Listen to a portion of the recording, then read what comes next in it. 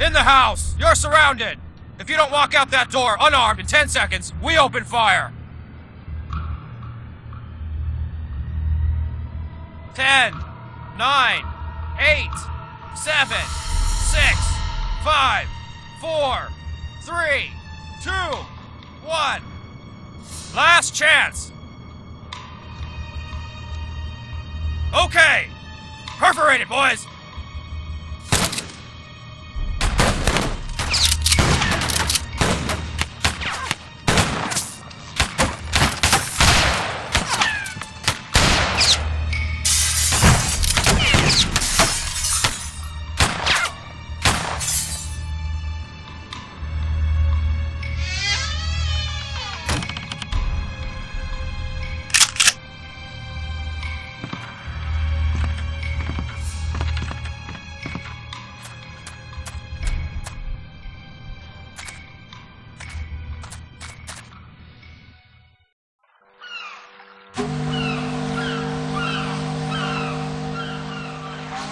Monsieur Erkül Pуаро is a personal friend of mine. He has done a great service of the most secret and international importance to the government of Turkey. Now, he is suddenly summoned by the Prime Minister himself to return to Great Britain at once. I dined with him only last evening and promised him that I, Marcel Bourg, director of the train company, assures his friend's passage aboard this evening's train.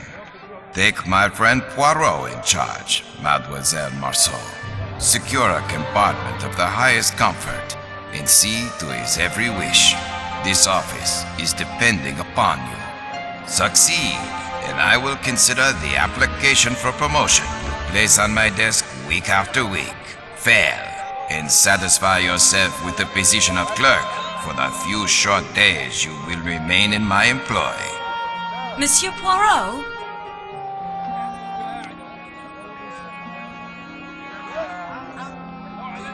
All right, Antoinette. Here at last is the chance you've been waiting for. Your fate is in your own hands. Monsieur Poirot?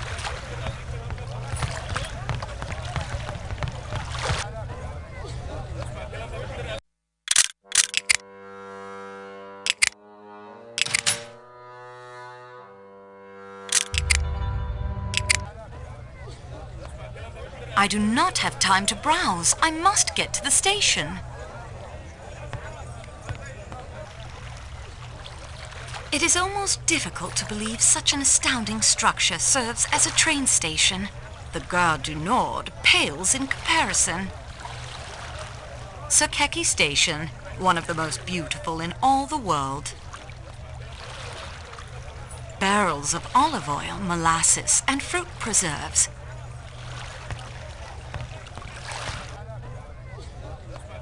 I do not have time to browse. I must get to the station. Buckets of dried figs, apricots, dates, raisins, and mulberry.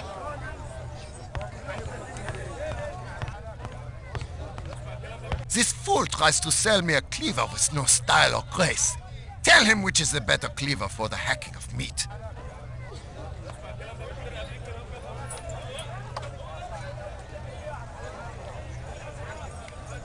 The cleaver in your left hand. Ah! Here at least is one who knows fine forged German steel when she sees it.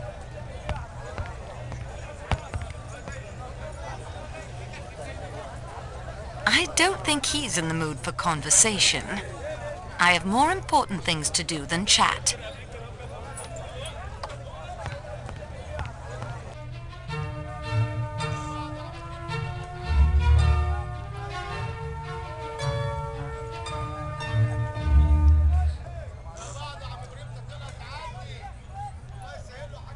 Fine hand-woven carpets and rugs.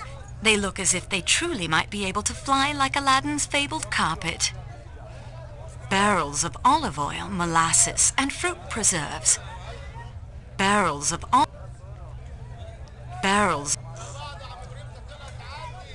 I do not have time to browse. I must get to the station. I do not have time.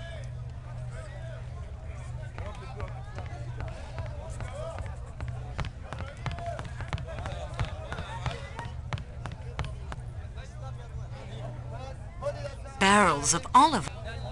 What is that goat eating? What is that goat? Boxes of tea from Turkey and Ceylon, herbal teas and thick, dark Turkish coffee. Monsieur Poirot?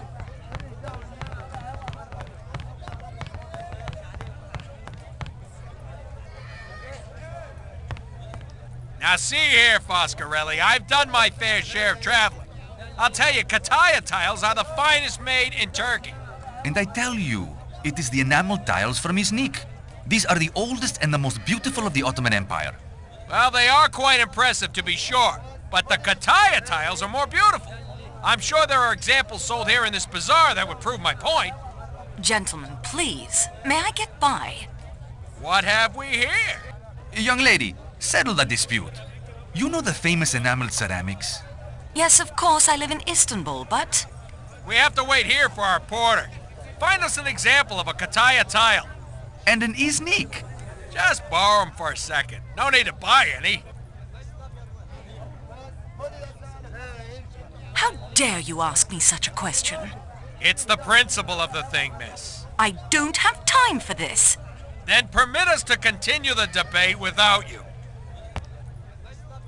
Ah, she returns. Perhaps now we can settle this. Did you bring us a Kataya? Or an Iznik? Not yet. Well, please return once you have. Ah, she returns. Did you bring us a Kataya? Or an Iznik? Not yet. Well, please Ah, she returns. Did you bring us a Kataya? Or an Iznik? Not yet. Well, please return. Ah, she Did you bring us a Kataya? Or an Iznik? Not yet. Well, please return.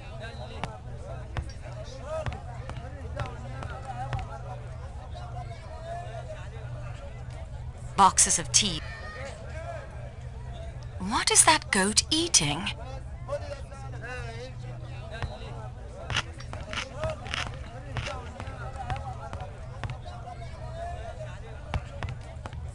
Ah, she Did you bring us a... Or an Iznik? Not yet. Well, please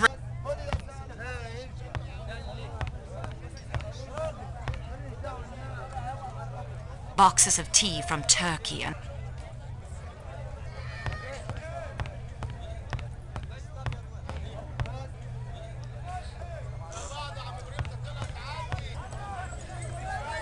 Well, I'll just borrow this, but I must return it promptly. The merchant is watching that man quite intently. This stall displays intricately hand-painted Kataya bowls. The merchant seems to be watching the man next to me closely.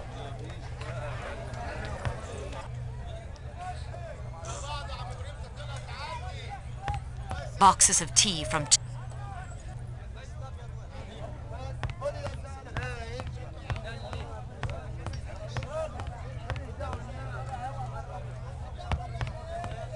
Ah, she returns. Perhaps now we can settle this. Did you bring us a Kataya? Or an Iznik? Here is a Kataya bowl. It is the best, of course. There. What did I tell you? Thank you, young woman. Now we can turn our attention to more important things, like those fountains we were discussing earlier.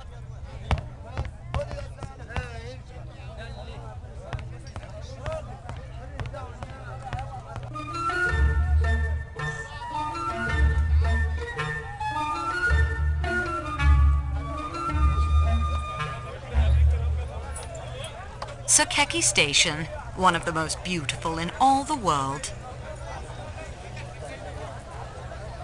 Buckets of dried figs, apricots, dates, raisins, and mulberry.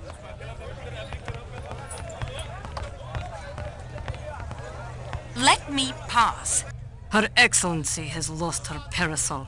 We are searching for it to protect her from the sun, you see. I beg your pardon, but I am in a great hurry. Then you are an ignorant girl indeed. Go about your business. I expect she can buy another somewhere nearby.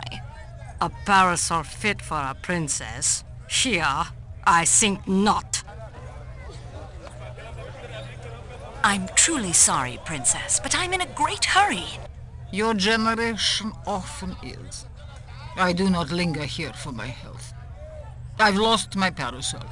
I can't think where I left it. I haven't seen it. I'm sorry. If you could help us look for it.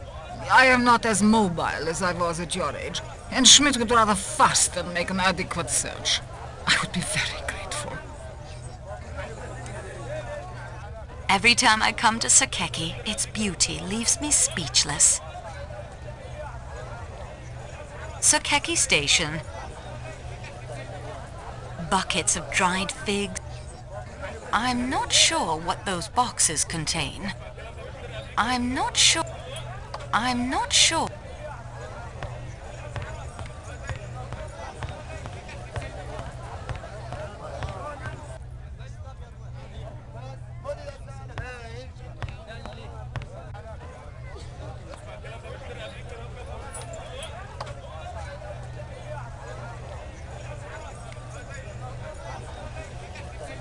Every time I come to...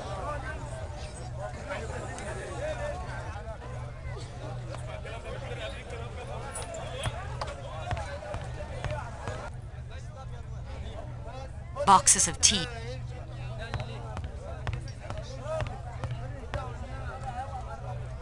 Boxes of tea.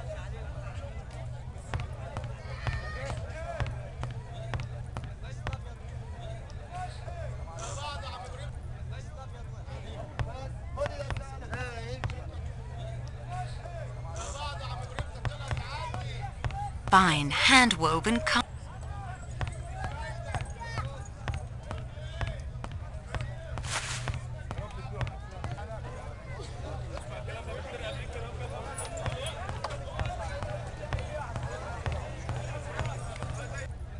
This merchant sells Iznik tiles, famous for their beauty the world over. He appears to be quite taken with the view of the Bosphorus.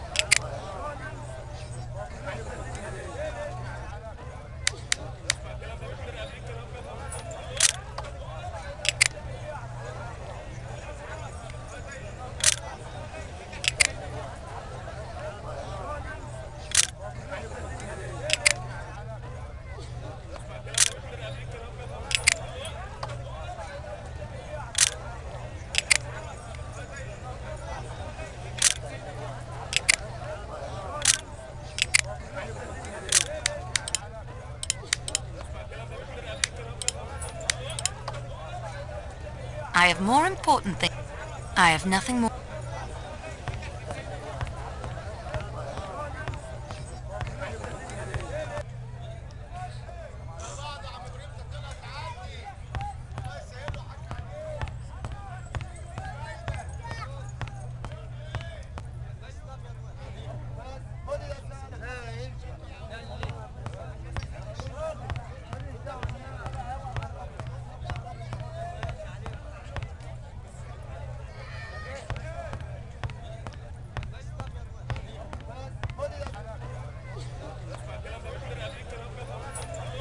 Buckets of dried...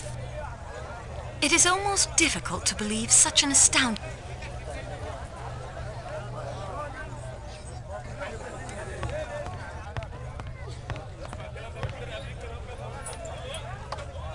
Buckets of dried...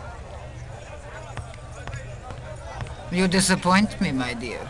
You seemed more efficient at first glance. In too much of a hurry to help a fellow traveler in need?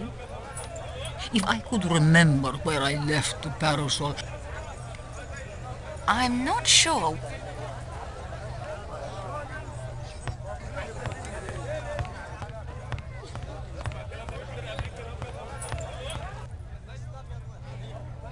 Boxes of tea from...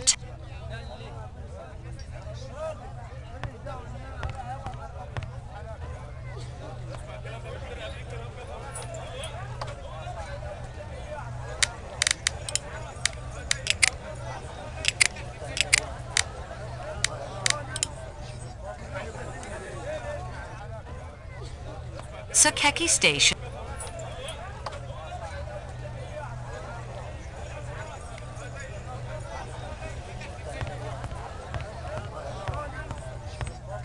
In too much of a hurry. Buckets of buckets of... I'm not sure. I'm not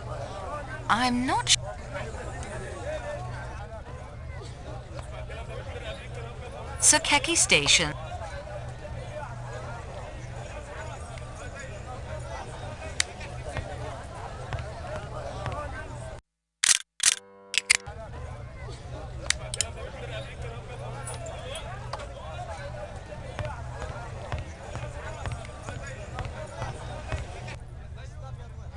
I shouldn't interrupt their conversation. I'd best not get involved. Boxes of tea.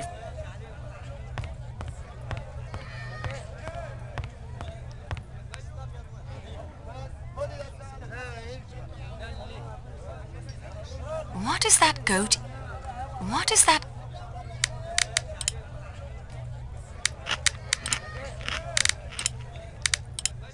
What is that?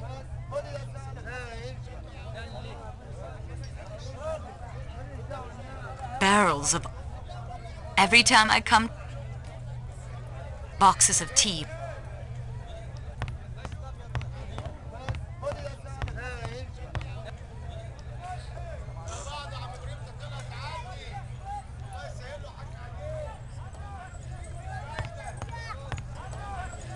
Something belongs here. I, of course, know what. This stall displays intricately hand-painted kataya bowls. The merchant seems to be watching the man next to me closely. The merchant is watching that man quite intently.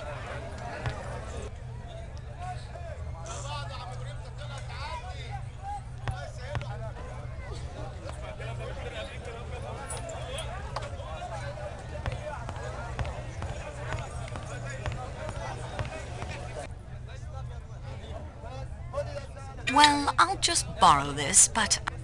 Pottery and artifacts. Pottery and artifacts from Mesopotamia to India and beyond, although I've heard some objects are made by the school locally and sold to the tourists as genuine treasures.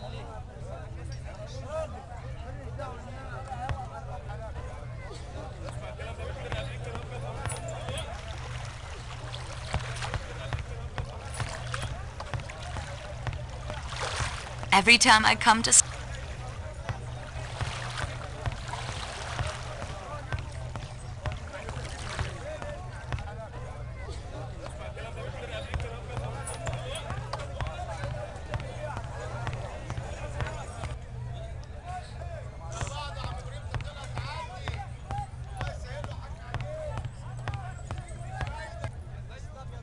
Boxes of tea from...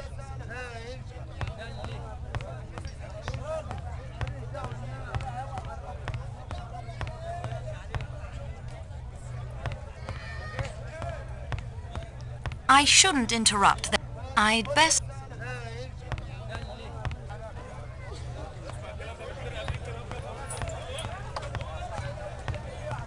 If I could remember where...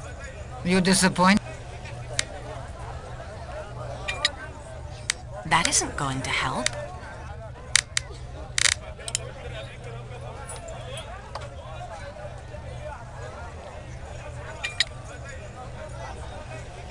That doesn't make sense. I won't do that. I don't think that's appropriate. This is neither the time nor the place. That isn't such a good idea. Buckets of dried figs.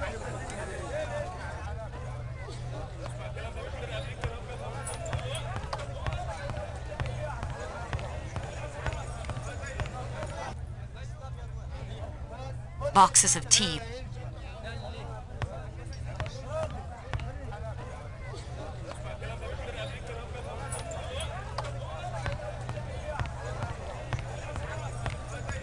If I could remember... In too much of a... If I could remember...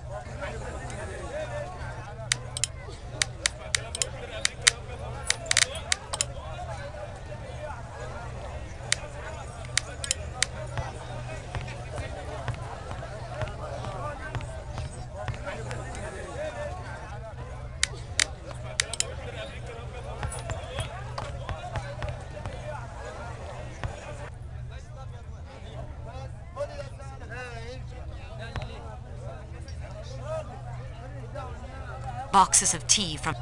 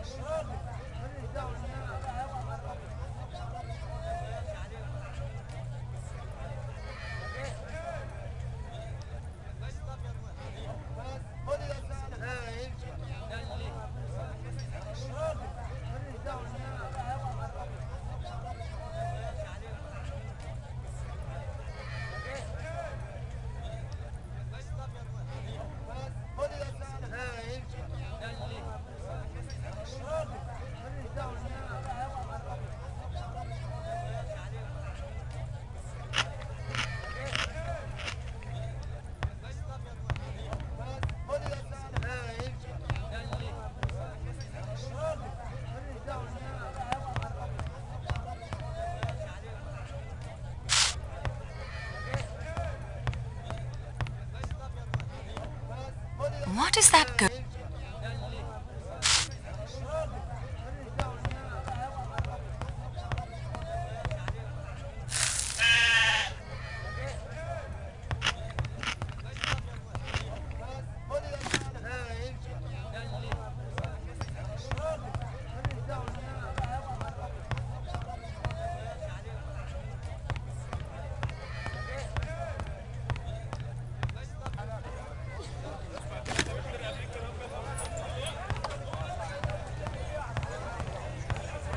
Could this be the parasol?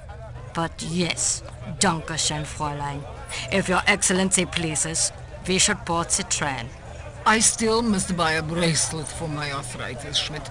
There is ample time yet for the train. Let this helpful young woman pass.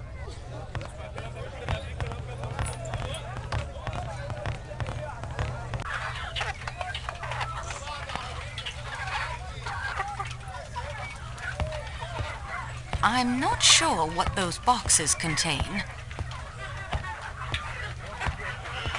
I'm not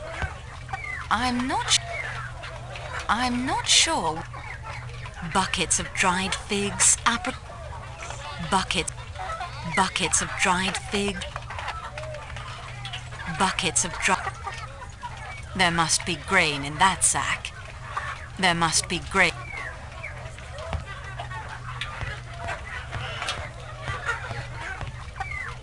Oh, please, European Miss. I have the train to Calais to catch, but I am so turned about in here. The heat, the foreign peoples. I pray for a guide, but it's frivolous and weak, and I know, and God rightly does not grant these prayers.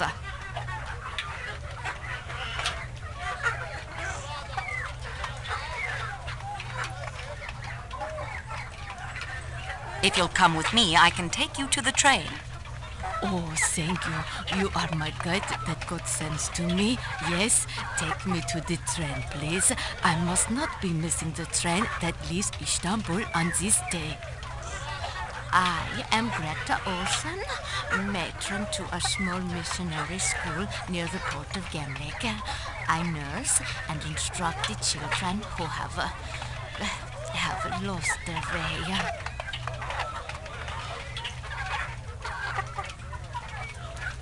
Buckets of dry...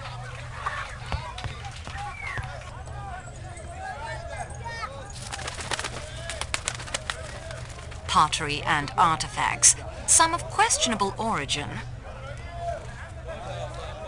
Pottery and artifacts from Mesopotamia to India and beyond, although I've heard some objects are made by the school locally and sold to the tourists as genuine treasures.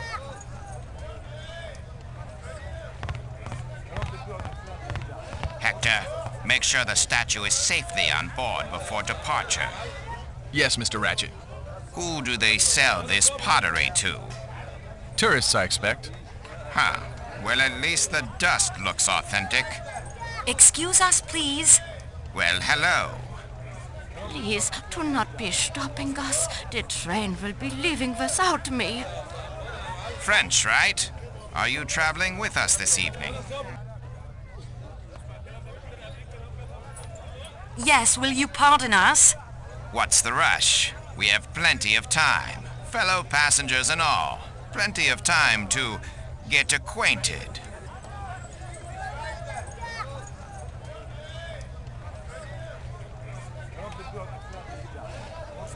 I really must insist you letting us past. Insist some more. I like it when your eyes get all stormy like that. Mr. Ratchet. Did you hear a squeak? Must I summon the police? No, there's no need to do that. I'm sure we'll be seeing each other again.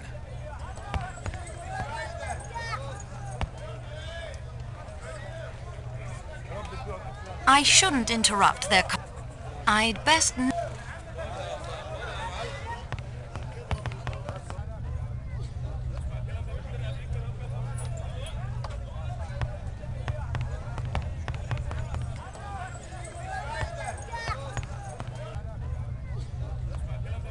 What am I thinking? I cannot simply walk off with someone else's property.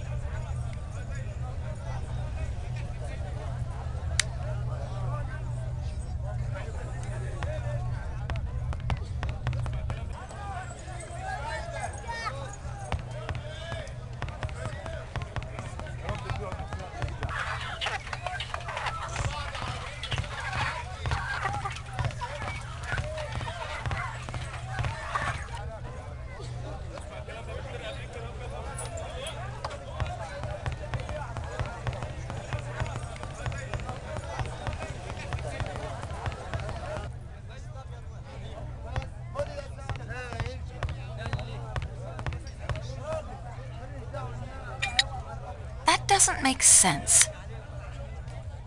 That isn't going to help. I don't think that's appropriate.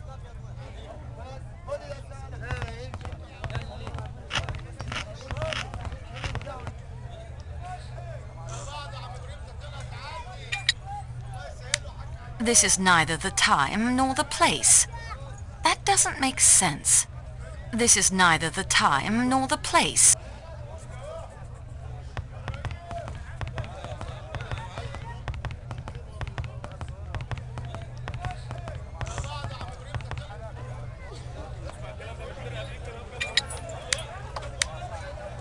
Doesn't make sense.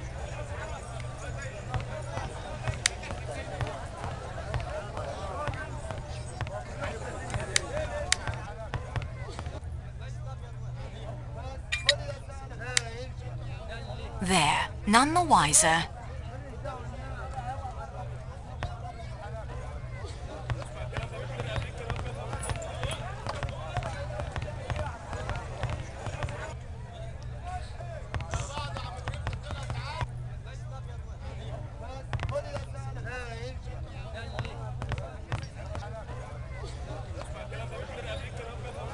I'm not sure.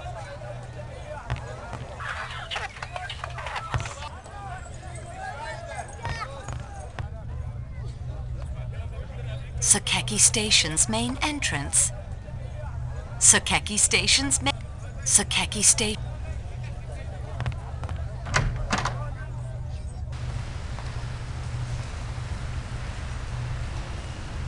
Sakeki is more than a train station. It is a work of art, all its own. Sakeki is... Sakeki is...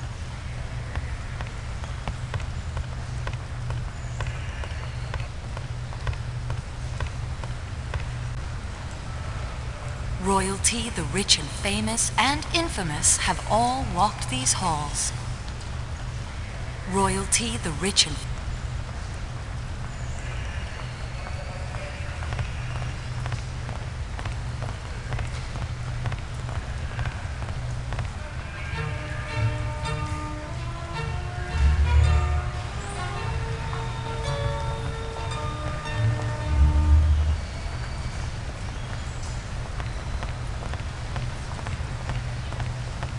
Mary. Not now. Not now. When it's all over, when it's behind us, then... Well, what are you waiting for? Don't let us stand in your way.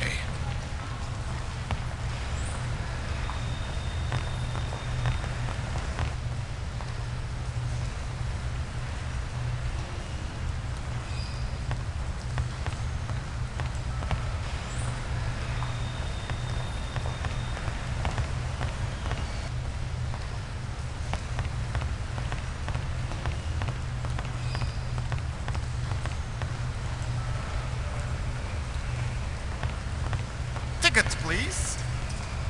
No one may board the train without a ticket. I must be making an inventory of my possessions. Everything. It gets lost.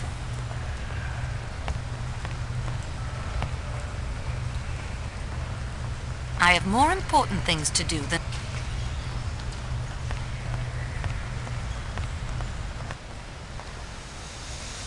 Posters of Istanbul's attractions welcome arriving passengers. Posters of... I packed so quickly, I hope I remembered everything.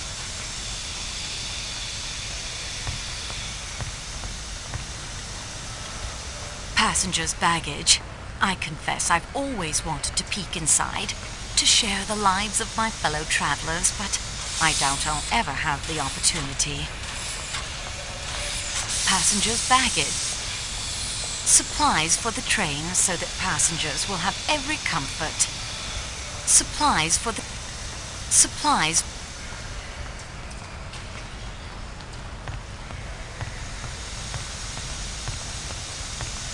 But I must travel this evening to London.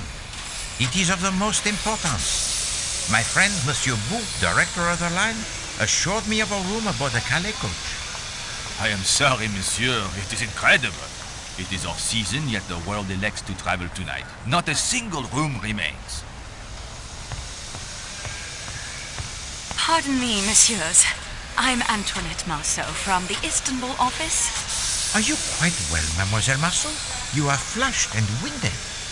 I'm fine, really. It was something of a chore to catch up to the train. But the train, it does not move.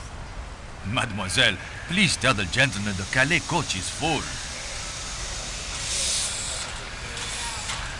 What is your name? Pierre Michel, mademoiselle. I've seen your name on reports. Your record with the company is excellent. Thank you, Mademoiselle Marceau. I always strive to do my very best for my passengers. Then strive now, Michel. Perhaps Monsieur could sit up in the salon car for the beginning of this journey? Please give Monsieur Poirot room 16. It is taken, mademoiselle. But number 16 is always kept in reserve for such emergencies. Nevertheless, tonight it is occupied by an American gentleman, a Monsieur Hardman. He does not sound like someone to be trifled with. We must find a room for Monsieur Poirot. Mademoiselle, if I could construct an additional compartment, I would. Let me see your passenger manifest, please. I have an extra plan of the Calais coach with all the passengers listed. Take it by all means.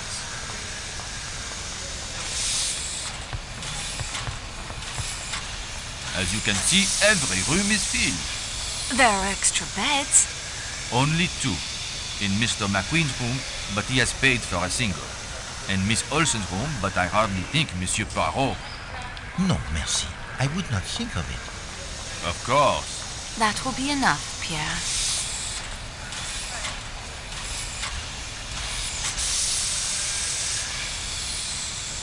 Monsieur Poirot, I place myself entirely at your service. You know Poirot? Who would not recognize the most famous detective in the world? You are very kind, mademoiselle. I have a passion for crime. You enjoy the study of it, I hope, not the committing. Oh, the study, the gathering of clues, the questioning of suspects. Merely what the Americans call the footwork. Legwork, I believe, monsieur. As you say, I prefer the detection that occurs here. The little presence. My scrapbook contains many accounts of your cases. That mysterious affair at Styles, the death of Roger Ackroyd, the noted businessman, Lord Edgware's murder. But, oh, forgive me, I'm rambling. Can you assist me, mademoiselle? And has a solution suggested itself? It is of the greatest importance that I reach England.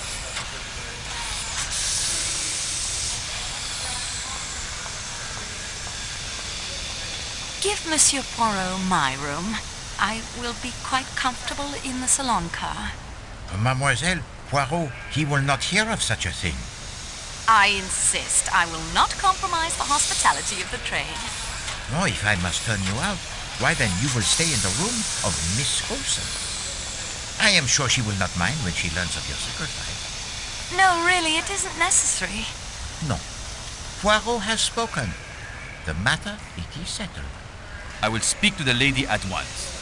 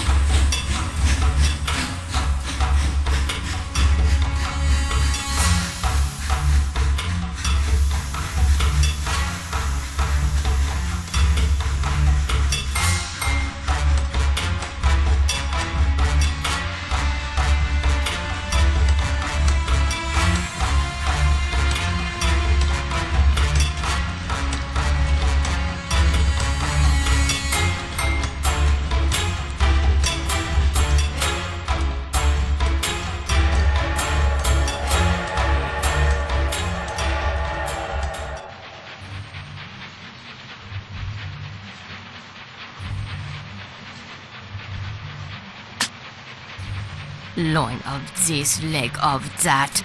I am not eating the flesh of the animals. In America, if it has fur, we either eat it or wear it. As my daughter always says, there's a lot America could teach people in other countries, if they'd only wake up and listen. She says one day you'll be able to go into a restaurant in Istanbul and order a hamburger. What do you think of that? Why would you want to do such a thing? Why? Everybody wants a taste of home. I expect the Turks would agree with you. Exactly. That's what my daughter says. It's only a matter of time and Turks will love hamburgers. You will be sufficiently amiable to place in my compartment a bottle of mineral water before I retire this evening. Certainly, Your Excellency. For dinner, I shall have chicken cooked without sauces. Also, some boiled fish. I am very sorry, Your Excellency. There is no chicken or fish on the menu. Oh. Is he chef for this journey? The German? Oui, Your Highness. The cooking of Monsieur Klaus is admired all over Europe. It is a good that the train has secured his services. No doubt. Very well, I will have lamb. Again, without sauces. You've got to put it over big, whatever you're selling. Sure, that is what I say all the time. With motor cars, it is no half measures. This steak is excellent. The pork is also very nice. Say, we haven't been introduced. That is very true. We haven't. You are not eating. I haven't much appetite this evening. How could I be so lucky to have found you? You found me? Only after I'd chased you across 3 continents. The statues in the baggage car? Yes, I saw them loading the crate myself. They were very careful. Huh. They better be. If it's damaged, I might enjoy owning a railroad. Who knows? You travel often by train in your profession, mademoiselle? Yes, I do. You are a person most fortunate. I'd rather fly. Oh, mais non. Not for me are the aeroplanes, with their sudden changes of altitude and the capricious tossing about of the passengers by the weather très mauvais. No. In business, speed is often more important than comfort. No, it is more than the comfort. The trains, they lend themselves to the romance and the intrigue. All about us are people of all classes, of all nationalities, of all ages. They sleep and eat under one roof. They cannot get away from one another. And at the end of the 3 days, they part. They go their several ways, never perhaps to see each other again. For a few moments only, the skilled detective has the chance to study his fellow travelers, to watch their little stories unfold beneath the microscope of the trained eye. Tell me what you see. You as well, mademoiselle. We will make the little game of it, n'est-ce pas?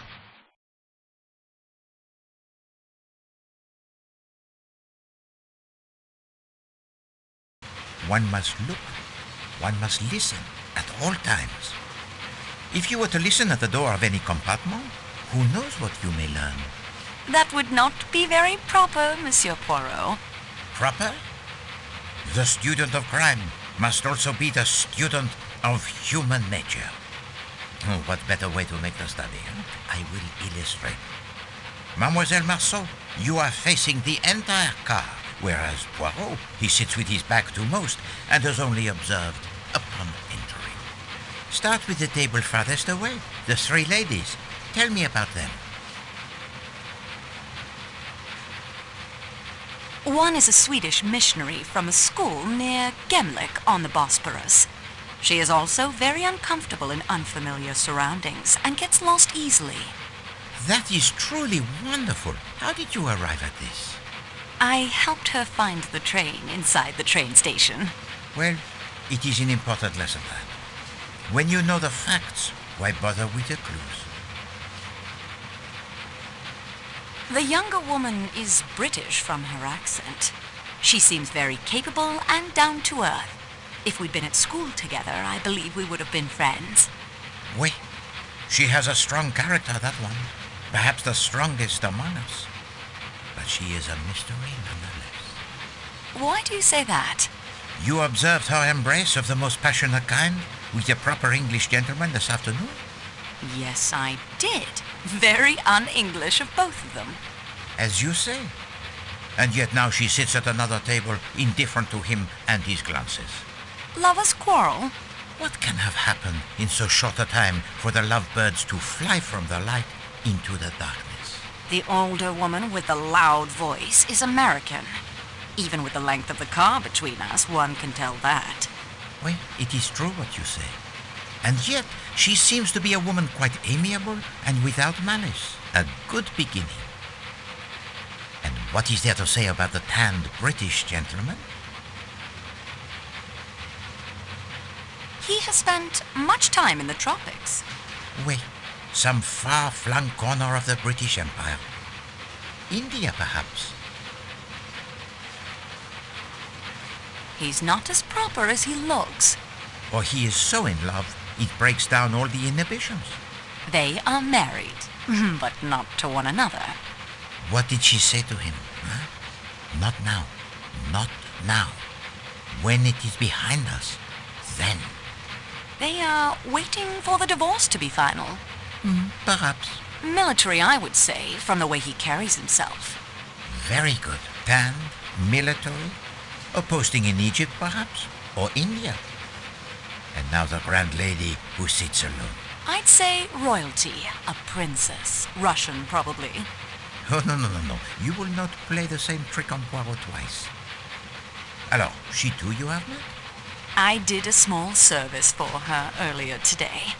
She has the very grim exterior, that one, but there is something about her, huh? A twinkle in the eye, perhaps? No, I think she is not quite so much the dragon as she appears. Alors, and across from her sits? Hildegard Schmidt. Yes, I met her too. Quite unpleasant for a lady's maid. They're usually such mild creatures. Vraiment. She also has sent her plate back to the chef twice for adjustments. Very particular about the cuisine. It would be nice if the menu was more varied. We march. This large table nearest the kitchen now, with the three gentlemen. What can you see? The Italian sells motor cars. He's very enthusiastic about cars in general. Oui, a salesman to his very soul, I would say. The American appears to be a commercial traveler of some sort. Oui, he carried the sample case when he boarded the train. Yet, I wonder. The case, it was quite small. Yet he seems very fit, does he not? The suit of such questionable taste, he can barely contain the muscles. Can't a commercial traveler be athletic? C'est possible. The Englishman is very quiet. He certainly does not share the enthusiasm for conversation of his companions. A superior sort, with a disapproving expression. That suggests nothing to you? I'm afraid not. A gentleman's gentleman, as the British would say. A valet. Yes, I can see him pressing trousers and shining shoes. And now, as discreetly as possible, observe the young couple directly behind me. Her dress is exquisite, very expensive. And the jewels. Ah, she's lovely.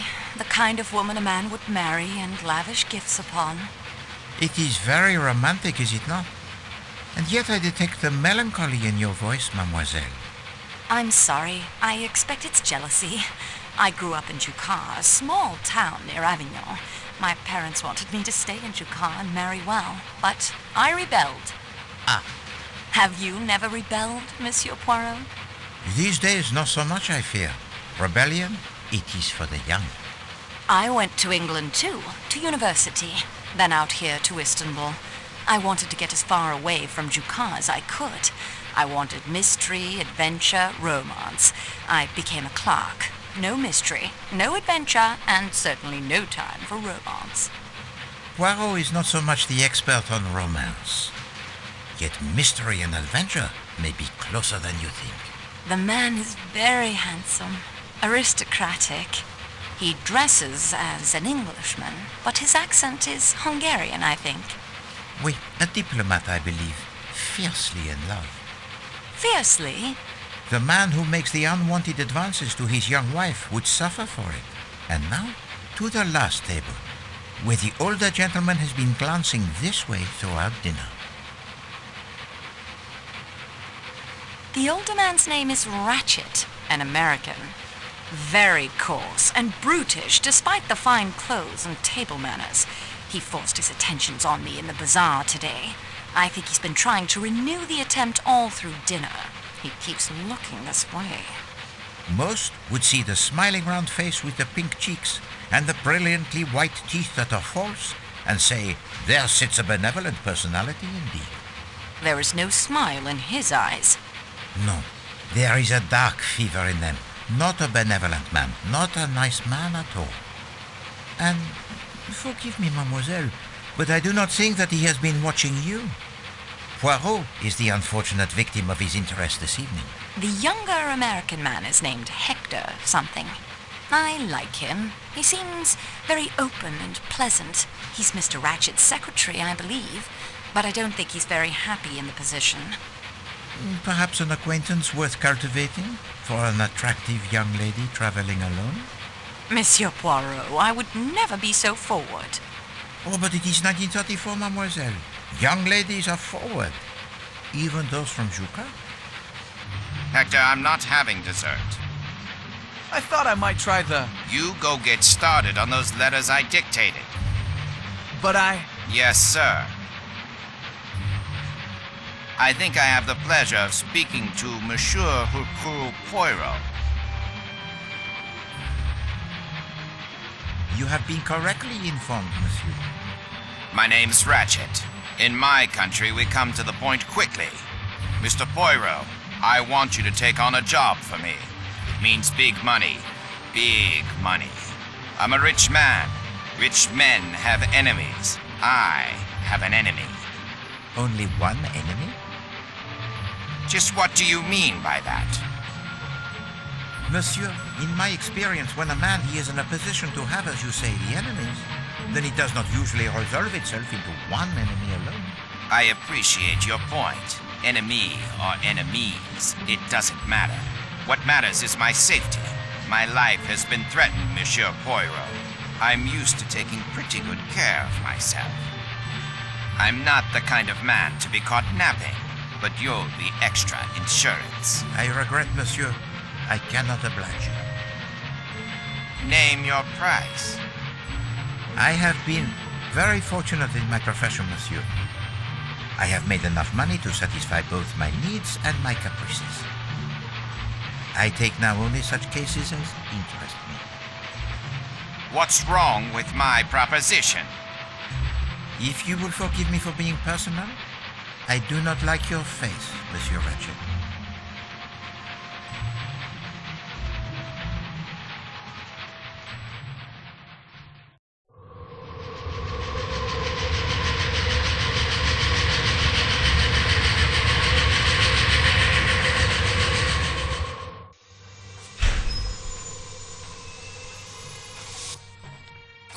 company employee. I have checked the baggage car for the supplies I ordered to be delivered here in Belgrade. There is no bacon. I will not make a breakfast tomorrow without the bacon. My reputation is at stake. Find me my bacon or I leave the train here and you can cook all the meals yourself. Train company employee? I suppose it wouldn't hurt to look around.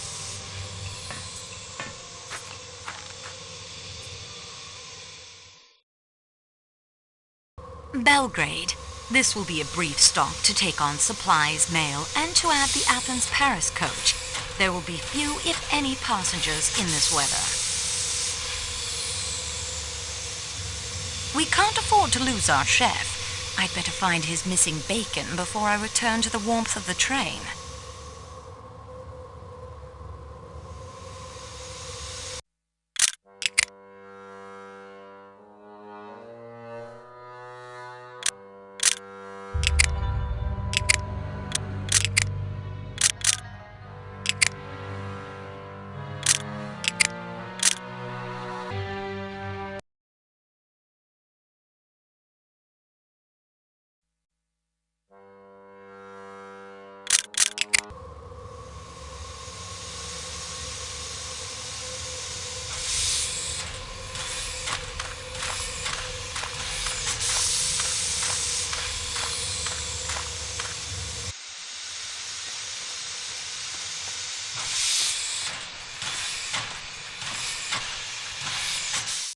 Quite interesting.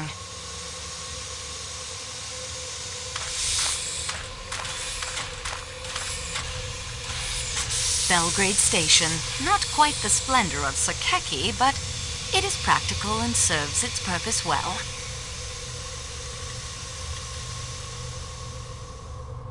Belgrade Station.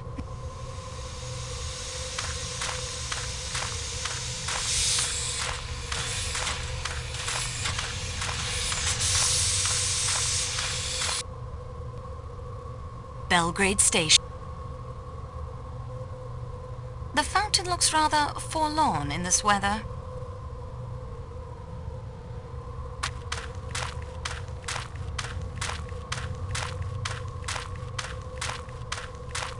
Bloody awful weather. The train better get moving soon. The passes west of here fill with snow pretty fast. Back in '29, there was a train trapped up there for a week. Ah, Colonel Arbuthnot, isn't it? And Mr. McQueen. That's right. Say, you're the company representative, aren't you? I heard there was one on the train. Is there anyone in the station? Only people we've seen were an attendant and a passenger, I think. They boarded that coach they're adding to the train. Then somebody turned out the station lights. It's the Athens-Paris coach, I think. Mr. Ratchet and I travel this route quite a bit. Yes, well, I've all the fresh air I need, if you'll excuse me. I'll be getting along then, too. Don't want to hold us up.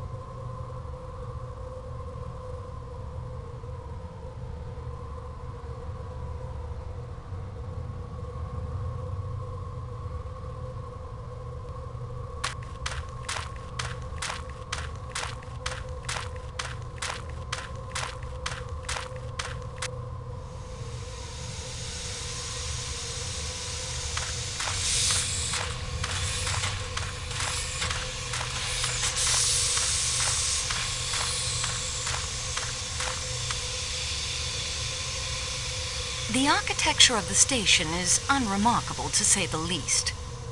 The architect...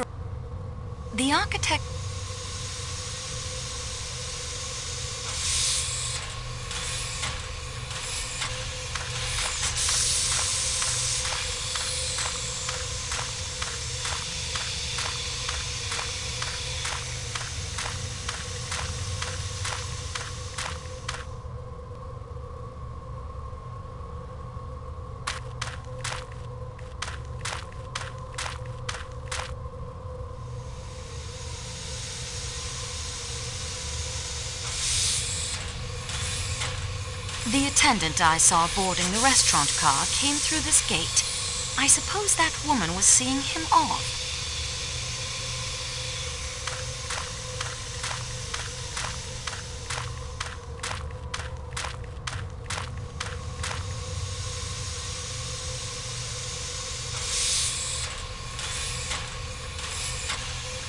The engineer and firemen are keeping the steam well up. The engineer... This is our company representative from Istanbul? A woman?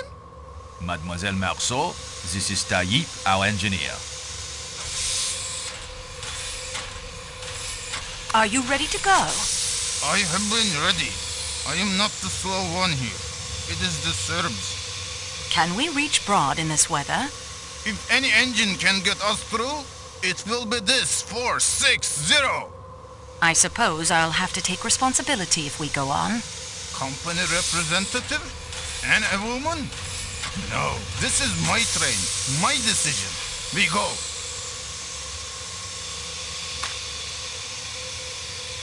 What is the report from the station master? It is not good, I'm afraid. Heavy snow is forecast for the mountains. The passes between Vancouver and Broad will fill up quickly. Klaus is missing a side of bacon. He told me. I showed him the manifest. It was not on the Athens-Paris card. How many passengers joined us here in Belgrade? Only one. A Greek doctor, I believe. I think I saw the Athens-Paris coach attendant board the restaurant car just now. Really? He should be back in the Athens-Paris coach. That will be enough, Pierre. I will talk to you later.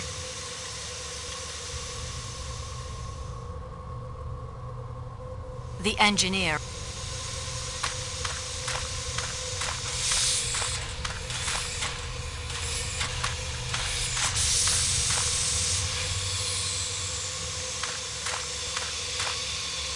Serbian, I suppose. It would have to be Serbian. It is frustrating not to know what it says. Serbian, I suppose. It would have to be Serbian. Antoinette, you're in Belgrade. You can't read these tags.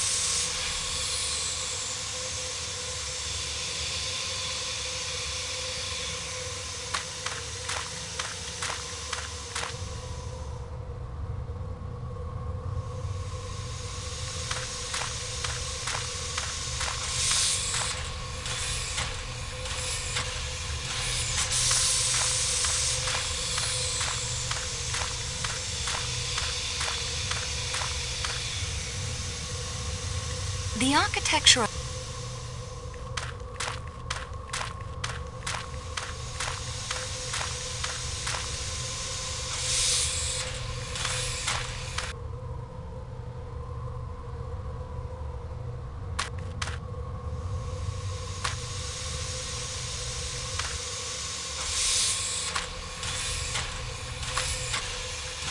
We can't afford to lose our chef.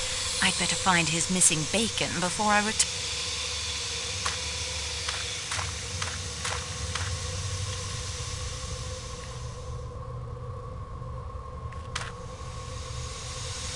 The attendant I saw boarding the restaurant.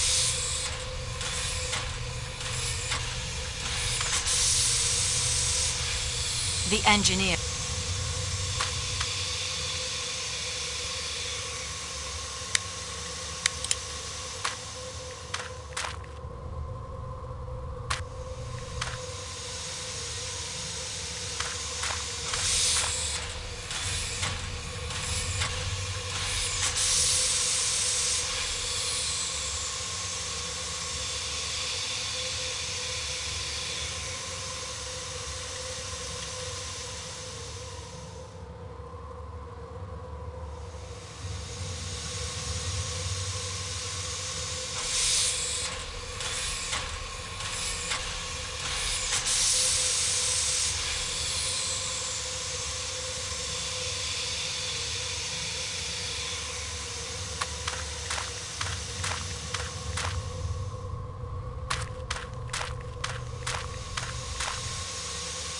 Do you speak Serbian?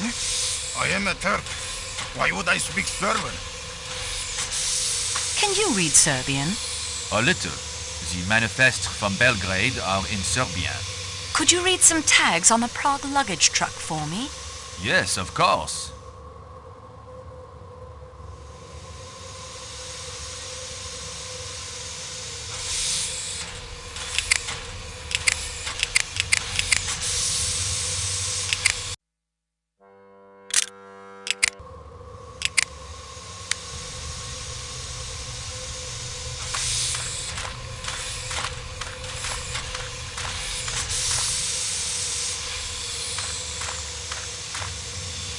That appears to be a box of golf balls. That is, I believe, toilet paper, mademoiselle.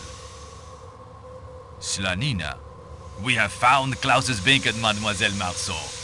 Will you take it to him so we can get underway? At once.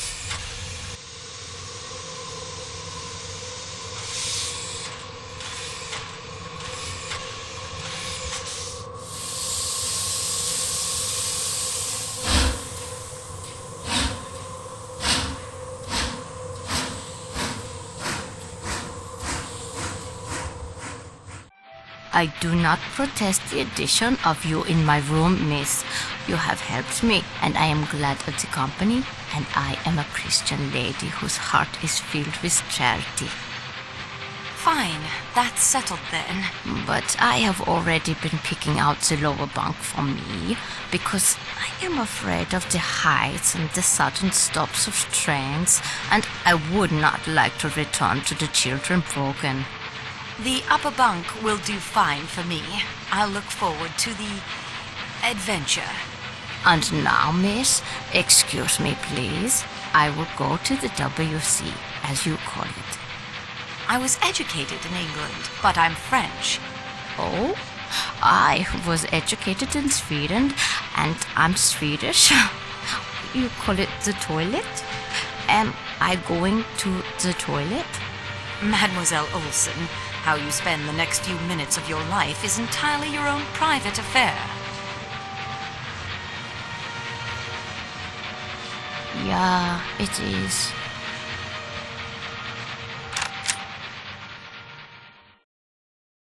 One must look, one must listen at all times. If you were to listen at the door of any compartment, who knows what you may learn? I'm still not sure I agree in principle, but perhaps I'd best give it a go.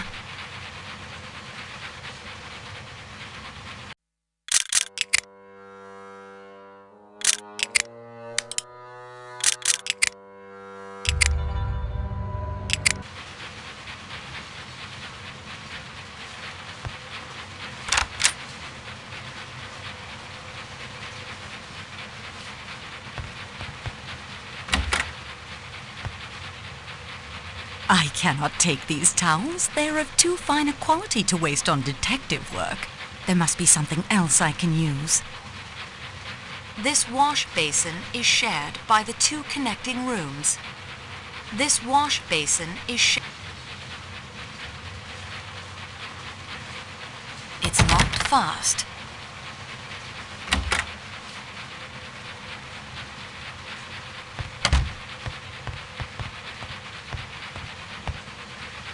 Hello, Greta. Where have you been? I am giving the headache powder to the American lady, Mrs. Hubbard. I do not think travel is suiting her the way it does you, and I miss.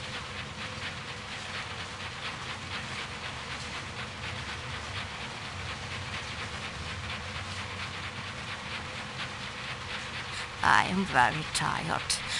I am sorry if I am repeating myself.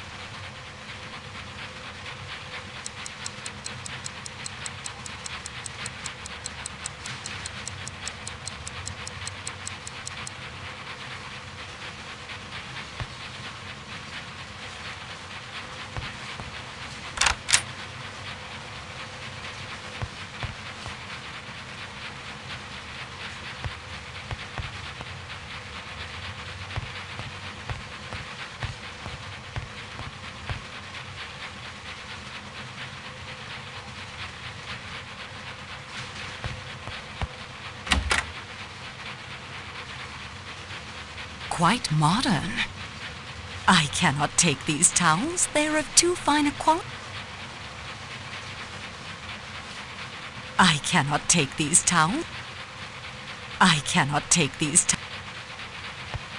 Oh my, I am looking quite haggard. Detective work and cold weather wreaks havoc on the skin. Oh my.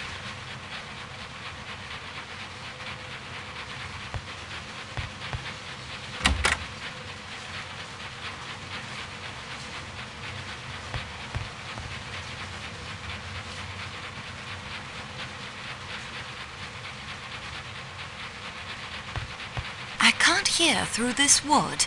I'll need something to help me. I can't hear. I can't hear. I can't hear.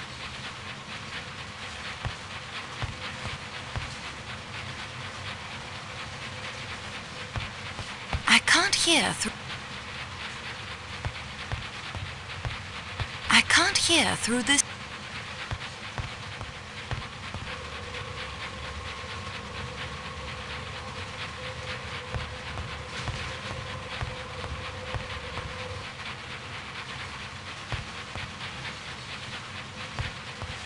Please forgive me, Mademoiselle Marceau, but might we speak later?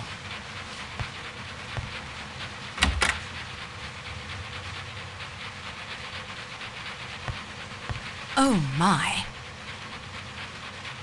Quite mod.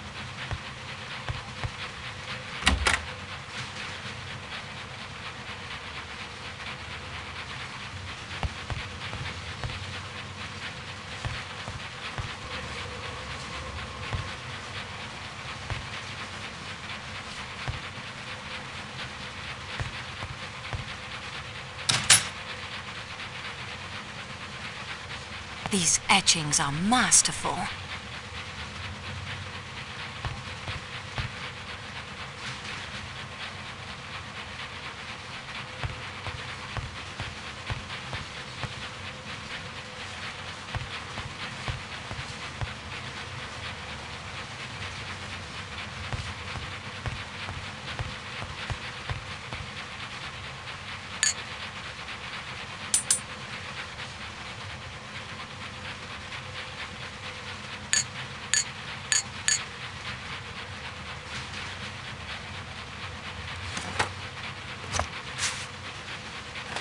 Those cabinets are... Those cabinet...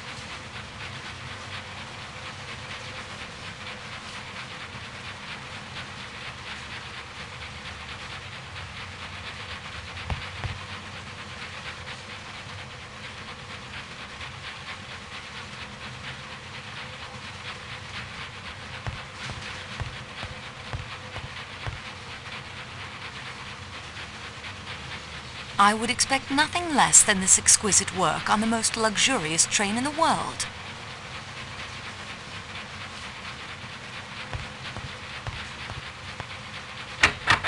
This door is tightly locked.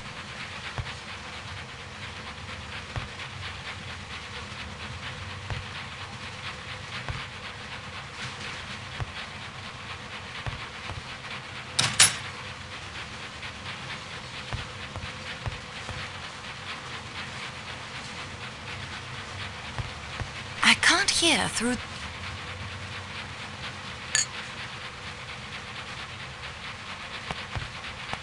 That guy is the most stuck-up human being I've ever met, even for an Englishman.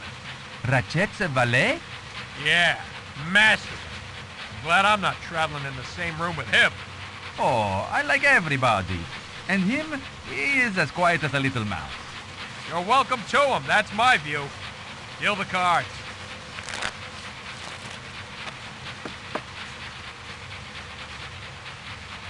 I think I've heard all I can.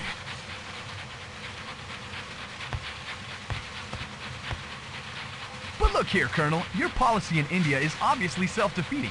You can't keep it as a colony forever, you know. I don't see why not. You probably wouldn't have seen why not back in 1776, but America is free as a bird now. And suffering through one of the worst economic depressions in history, I believe. You're not seriously suggesting that if the United States had remained a colony of England, we could have avoided a depression? I don't see why not.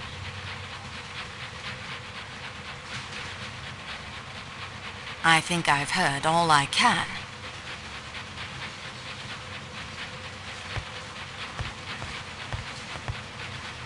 It's completely quiet in there. I think I've heard all...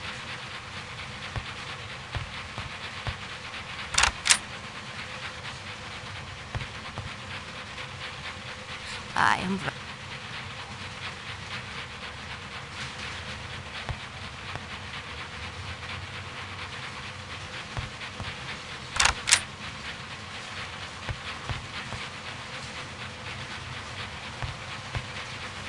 It's completely quiet in there.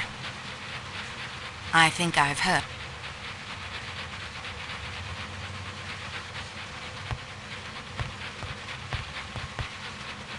Whatever you're reading appears to distress you. It doesn't matter. I think I've... I can't hear anything. I think I've heard...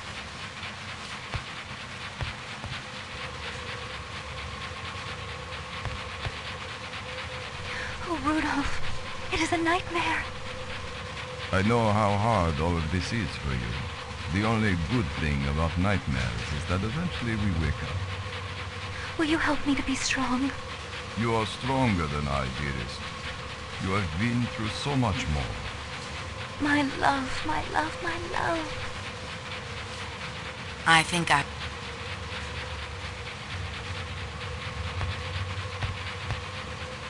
Not a sound.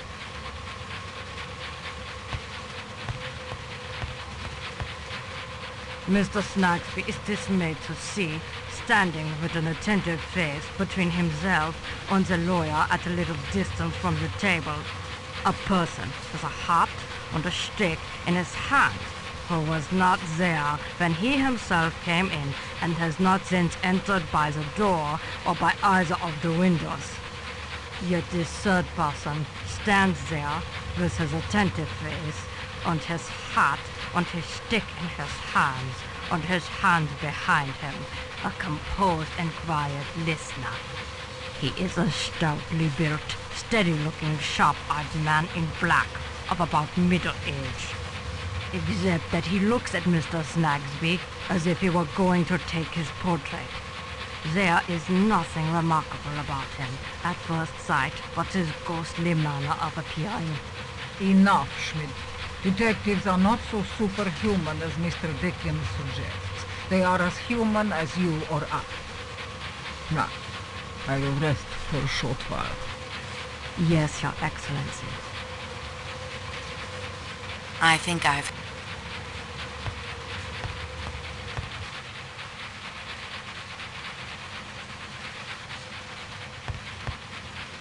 I can't hear anything.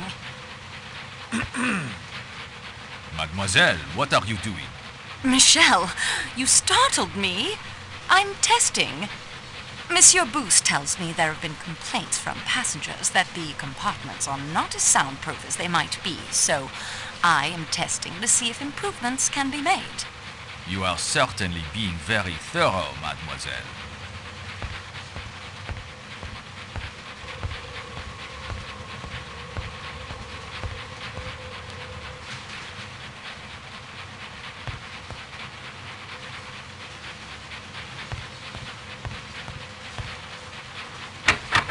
The door to the Athens-Paris coach is locked.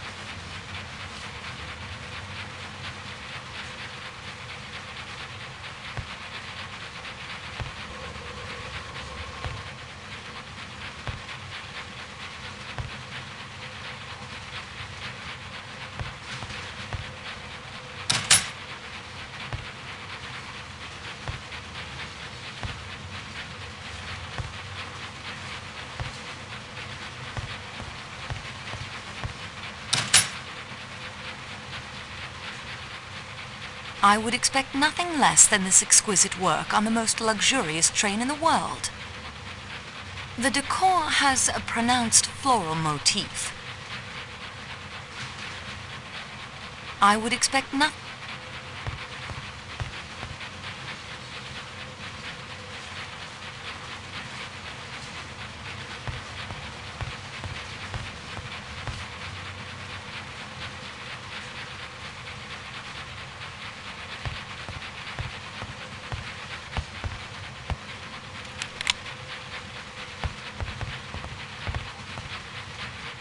What they say about the chef is true. This buffet is a carnival's dream. I just don't have the appetite right now. Very appetizing in other circumstances, but I'm not hungry at the moment. I just don't have the... What they say about the chef is... Sterling silver, of course. Sterling silver, of course.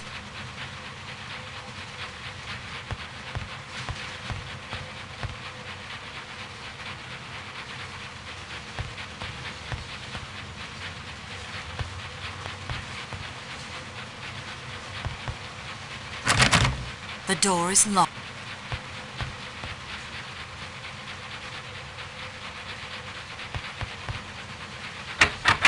It's locked fast.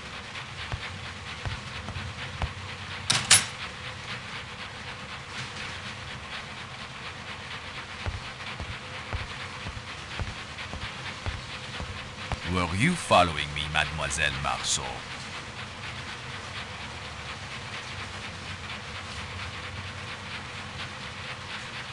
I saw the baggage car door was unlocked and I thought I should check. I was collecting some biscuits and an extra blanket for Princess Dragomirov. Ah, good. That is the explanation then. May I suggest you return to the Calais coach, mademoiselle? I'll lock up here. Yes, of course. Thank you.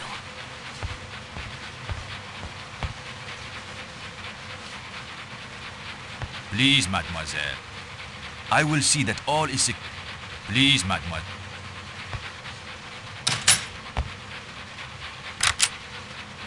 Pardon me, mademoiselle.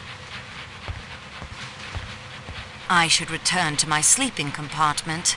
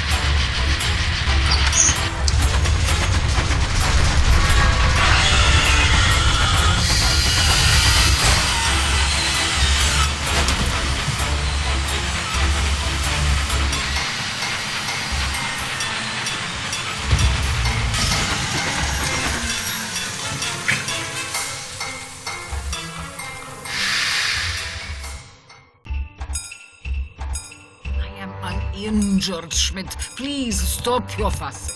Everyone, please. The pass is blocked with snow. Nothing more. Nothing more, he says. Nothing more?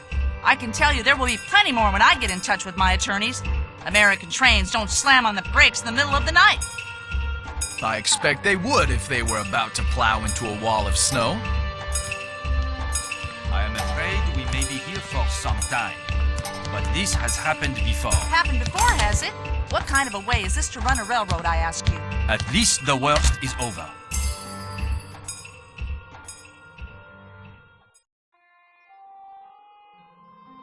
Monsieur Poirot, I'm so sorry. I apologize for the train company, for Monsieur Booth, and for me personally. Calm yourself, Mademoiselle Marceau. I hold none of you at fault. Not even the engineer, who undoubtedly saved us from being buried by the avalanche. You have sprained your ankle. It is not Poirot who has sprained his ankle, mademoiselle. It is the train who has sprained it. Yeah, the reason I do not sleep in the upper berth is to avoid pain. Perhaps I should have slept on the floor. Thank you both for your attentions. If you would now please to allow me to suffer alone. If you like.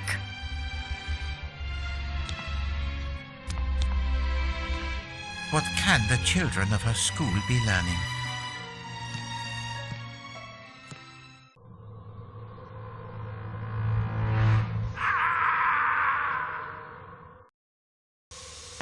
Was that a cry? Yes, I think it was. First, the snow is trapping us. Then, the old Belgian man injures himself. Now what? No need to be alarmed. Let me have a look first.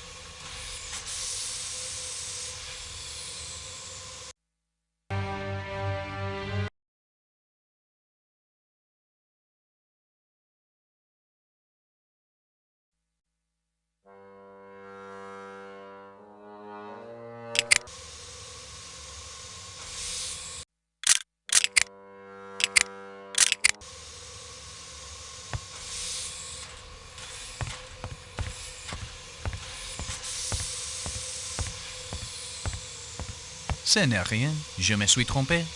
Bien, monsieur.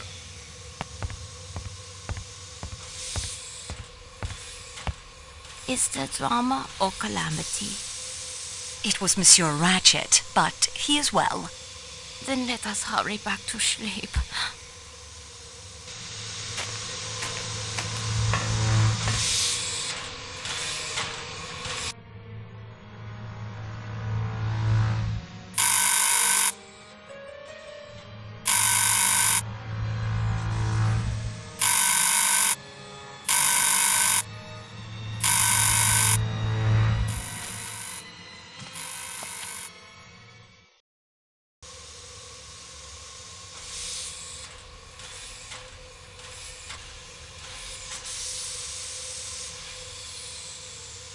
She's deeply asleep.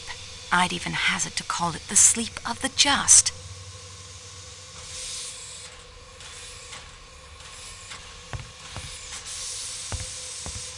There you are. I've been ringing and ringing. I beg your pardon, madame. Voulez-vous quelque chose? You require? There is a man in my compartment. But madame, as you can see, there is nowhere a man could hide himself. I woke up and a man was there. I felt it. You say yourself, madame, that your door was bolted. How did he enter? How did he depart? Avalanches, intruders. What's next?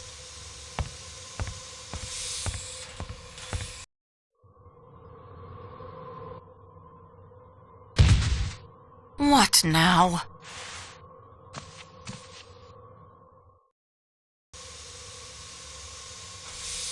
She's deeply...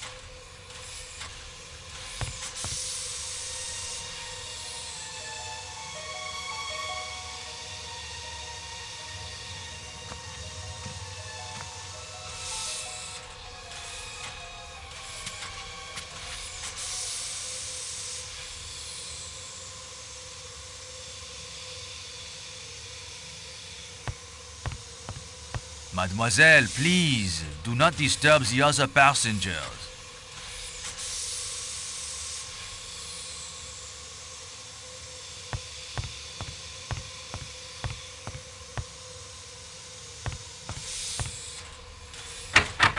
It's locked fast.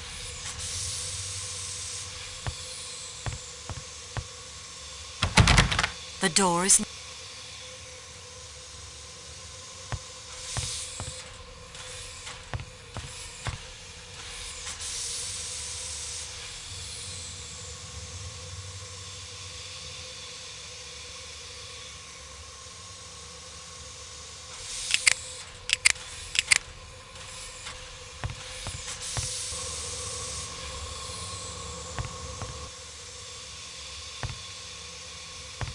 Michelle, who was the woman in the scarlet kimono? I am sorry, mademoiselle. I was updating the inventory of the Calais coach supplies. I did not see her face. What compartment did she come out of? I am not sure. One of the rooms in the middle of the car, I think. Madame Hubbard's, perhaps, or Monsieur Rachet. By the time I noticed her, she was moving away from me. Has anyone been up and about? Only you and the other lady. It has been quiet for some time. Has anything unusual occurred?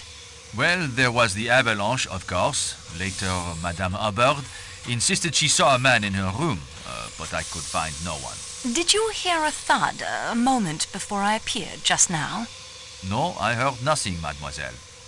Perhaps it was in the compartment next to yours, Monsieur Poirot, perhaps. If there's anything else, perhaps it could wait until morning? The door is... I am sorry, mademoiselle.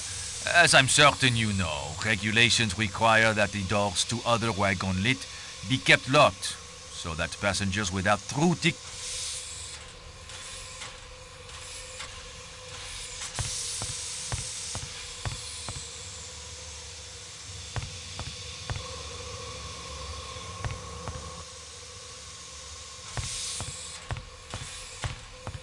Mademoiselle, please.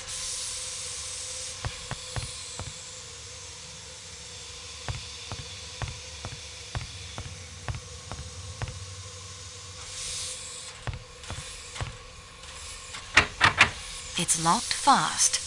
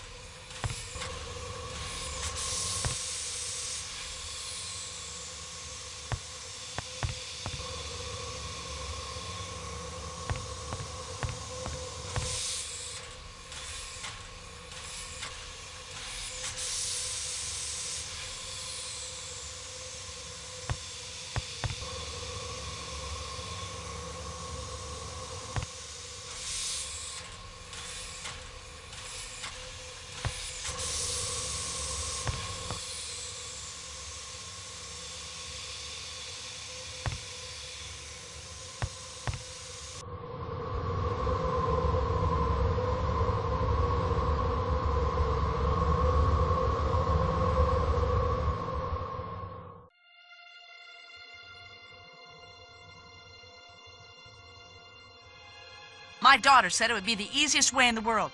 Just sit in the train till I got to Paris. But now we may be here for days and days. And my boat sails day after tomorrow. How am I going to catch it now? I can't even wire to cancel my passage. I feel too mad to talk about it. My sister, her children wait for me. What will they be thinking? They will be thinking bad things have happened to me. I have business in Milano. A very rich gentleman with his eye on an Alfa Romeo designed by Enzo Ferrari himself. If I am late, I may lose the sale. Say, you never said what line you were in. That is very true. I didn't. We may be here for days. Back in 29, there was a train trapped in the snow like this for a week.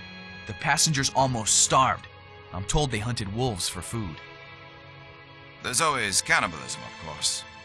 I remember one time up near Kashmir, I say.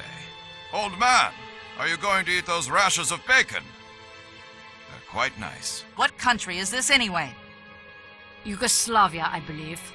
Oh, one of those Balkan things. What can you expect? You work for the train company? Yes, but there isn't much I can do, I'm afraid. They'll send out a plow train from Broad. It's standard procedure. I don't blame you. There's nothing anyone can do. Monsieur Poirot is right, Mary. Oh? He said you are the strongest character among us. I agree. Oh, no. No, indeed. I know one far, far stronger than I am. Who? Michel, you look almost ill. What is wrong? Pardon-moi. Mademoiselle Marceau, Monsieur Poirot requests you come to his compartment at once.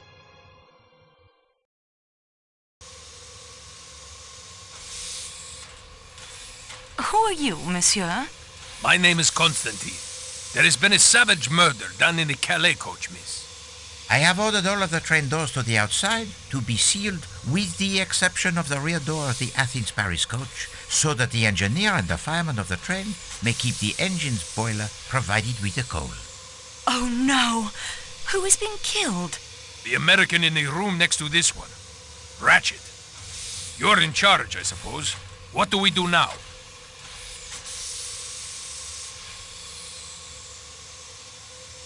We must contact the Yugoslavian police in Vinkovio Broad. Yugoslavian police? Are you mad? They will detain us all for weeks while they trample evidence and bluster about with no idea how to solve a murder. If only we were in Greece. Dr. Constantine, you must learn all you can about the murder. Your faith in my powers is gratifying, miss. But already I have learned all that my expertise can tell me. I am no detective. Monsieur Poirot, I appeal to you. We cannot wait for the Yugoslavian police. They will detain us all for weeks while they trample evidence and bluster about with no idea how to solve a murder. If only we were in Greece. Take command of the investigation. Oh, must I?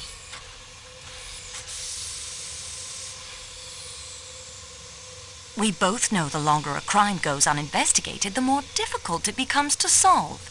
Ah, yes, of course, I remember. You are the student of crime. And what you say is very true. All the same. You can be on your way to your important case in England. We can avoid delays, annoyances, and 1,000,001 inconveniences for all the passengers. I am addressing an important medical conference in London in 2 days. Oui, c'est vrai. Any additional delay would be difficult. Monsieur Poirot, my job isn't much, but it's all I have. The avalanche, your injury, now a murder. If it isn't solved, I will lose my job. No, you cannot be blamed. I will have a word with Marcel. You have my guarantee that he will not fire you. Solve the mystery. All we need say when the police arrive is, here is the murderer. Mademoiselle, use your own powers of observation. Alors Poirot, he is confined to bed in the most serious of pain. How can he take command of anything? In my scrapbook, I have a quote from you. How does it go? To solve a case, a man has only to sit back in a chair and think. Use the little grey cells of your mind. I have often used the murderer's own words to spring my trap. And now I am caught by my own. Well done. Eh bien, mademoiselle, I will do what I can. I ask only that you do my legwork. This would appeal to you, I think. You know it would. I will issue to you the challenge I once made to my friend Captain Hastings. Accept, and we will play a little game between ourselves. You will need to use your own little grey cells as much as Poirot. And in the end, we will see if the student of crime is ready to graduate. Refuse? I will guide your investigations much more. Either way, the crime, it will be solved. It is an important decision you must make now before we proceed. I will not ask again. Do you accept?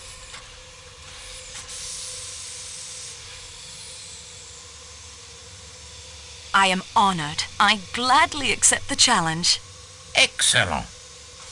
Now, if you reach an impasse, think only, what would Poirot do? Imagine that I am there beside you, offering counsel. It may help. So, we begin. Dr. Constantine, take her next door.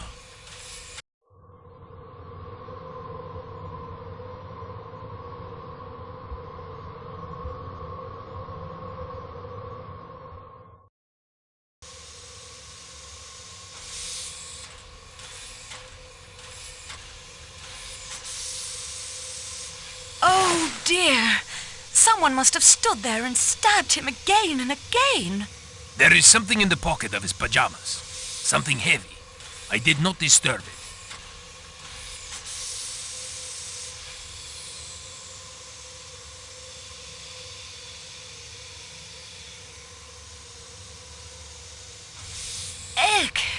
1:15. That agrees with my calculations. Has anything been disarranged in this compartment? No, mademoiselle. I was careful not to move the body in making my examination.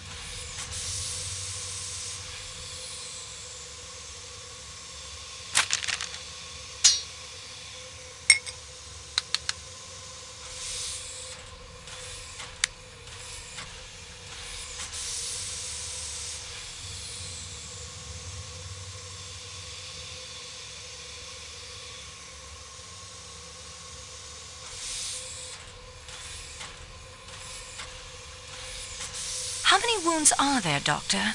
I make it 12 wounds. 1 or 2 are so slight as to be mere scratches. On the other hand, at least 3 would be capable of causing death. Some wounds seem to have bled more than others. You see these 2 wounds, here and here. They are deep. Each cut must have severed blood vessels, and yet the edges do not gape. They have not bled as one would have expected. Ratchet was already dead when those were delivered? Some little time dead. The murderer returned to make certain Ratchet was dead? The idea is an absurdity, of course. Even one with no medical knowledge would have been able to tell the man was already quite dead. The wounds are scattered all over the torso. Yes, and you see this wound here, under the right arm, near the right shoulder. Could you deliver such a blow? I have a pencil if you would like to try it. That won't be necessary. How do you account for it? The murderer had unusually long arms. Please let us not stray into the land of Poe with his murderous apes stuffing young girls up chimneys. I know something of apes. They kill by pummeling or crushing, not whittling away at their victim. Ratchet thrashed about as he was dying? On the contrary, he lay completely composed. The bedsheets are not disarrayed at all. A left-handed murderer could strike there easily. But of course, that blow was almost certainly struck with the left hand. Yet some of these blows are just as obviously right-handed. Tell me something about the force of the blows. Some were struck with a terrible ferocity as to drive the knife through hard belts of bone and muscle. Yet others seem to be haphazard and at random, glancing off, doing hardly any damage.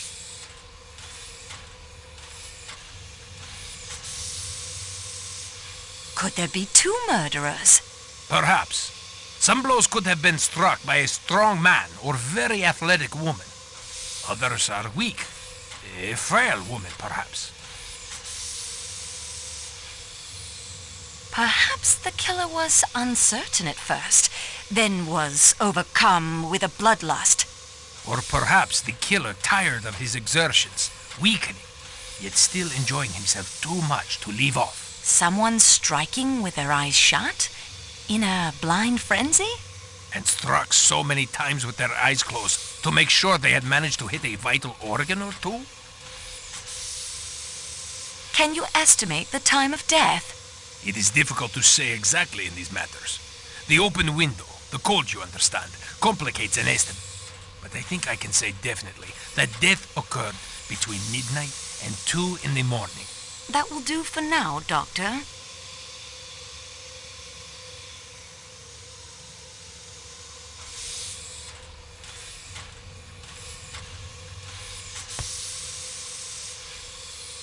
At the moment, There is something in the pocket.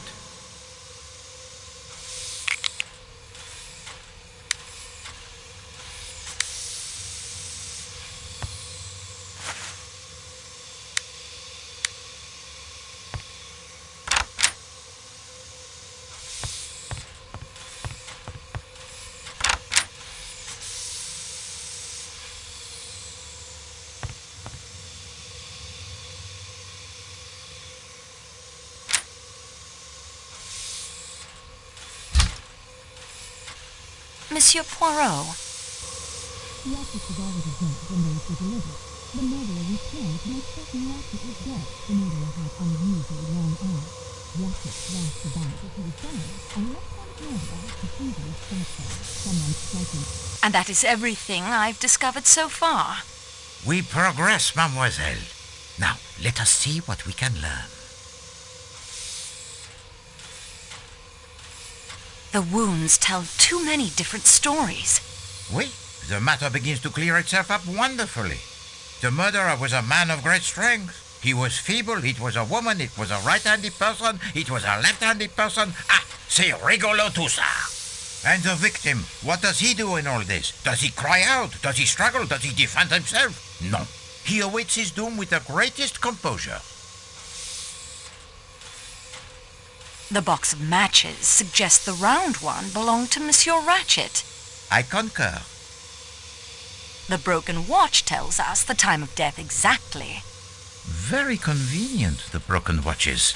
1:15, well within Dr. Constantine's estimate of midnight to 2 a.m. What you say is true. Are the false teeth important? Only to one who must wear them. And why you took for yourself the false teeth of the dead man is not for Poirot to ask. But I hope they prove themselves as useful to you as they undoubtedly did to him. The small metal statuette. It is very old. And possibly quite valuable. Take it with you. Learn more of it if you can. I found only the cigar in the ashtray. No pipe. Certainly, this is a clue masculine. Monsieur Ratchet smokes the cigar, lighting it with a round match, and someone else, still to be determined, smokes the pipe, lighting it with a flat match. Merci, mademoiselle. Unfortunately, the report, it is not yet complete. There are still clues to be found, mademoiselle. Search carefully. Continue the investigation, and do not be afraid to go over the ground you have already covered.